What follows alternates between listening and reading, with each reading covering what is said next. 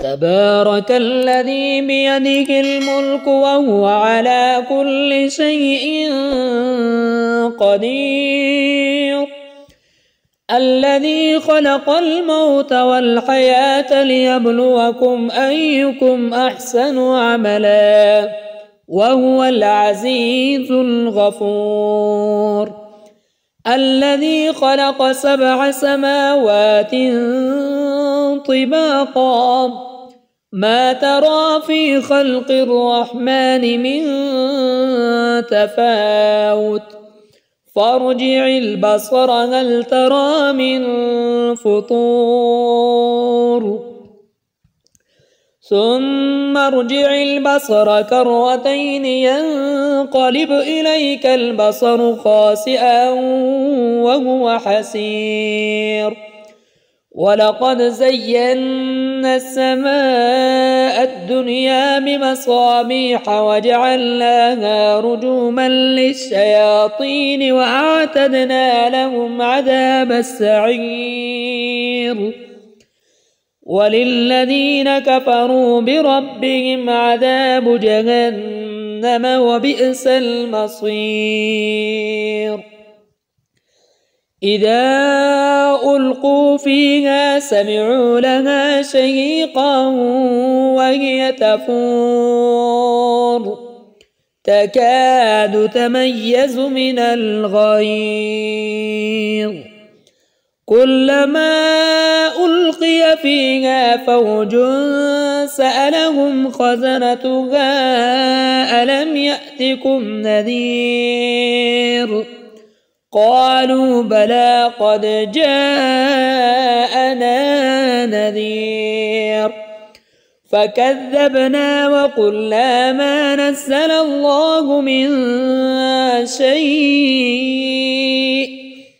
إن أنتم إلا في ضلال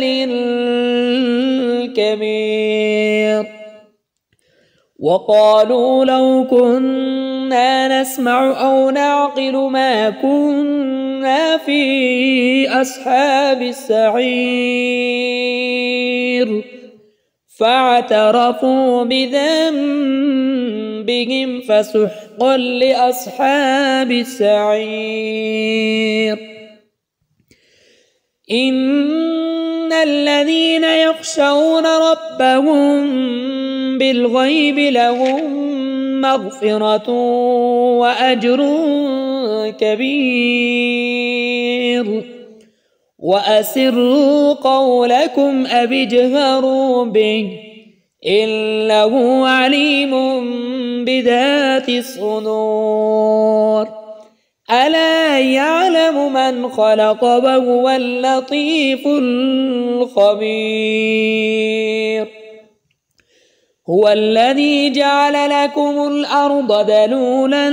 فامشوا في مناكبها وكلوا من رزقه وإليه النشور أأمنتم من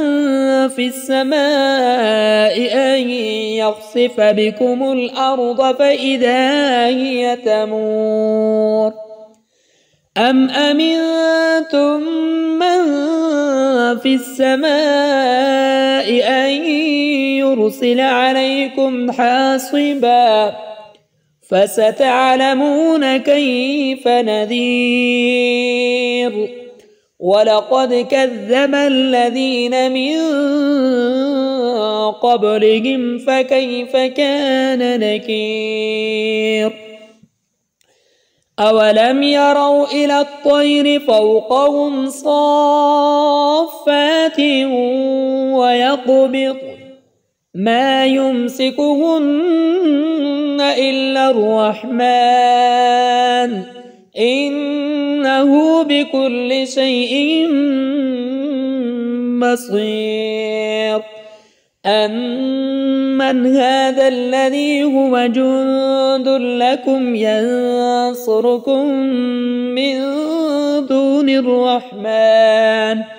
إن الكافرون إلا في غرور من هذا الذي يرزقكم إن أمسك رزقه بل لجوا في عتو ونفور أفمن يمشي مكبا على وجهه أهدى أمن يمشي سويا على صراط مستقيم قل هو الذي أنشأكم وجعل لكم السمع والأبصار والأفئدة قليلا ما تشكرون قل هو الذي ذرأكم في الأرض وإليه تحشرون ويقولون متى هذا الوعد إن كنتم صادقين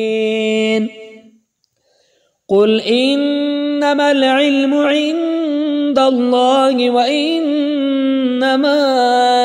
أنا نذير مبين فلما رأوه زلفة سيئت وجوه الذين كفروا وقيل هذا الذي كنتم به تدعون قل أرأيتم إن أهلكني الله ومن معي أو رحمنا فمن يجير الكافرين من عذاب أليم قل هو الرحمن آمنا به وعليه توكلنا فستعلمون من هو في ضلال مبين قل أرأيتم إن أصبح ماؤكم غورا فمن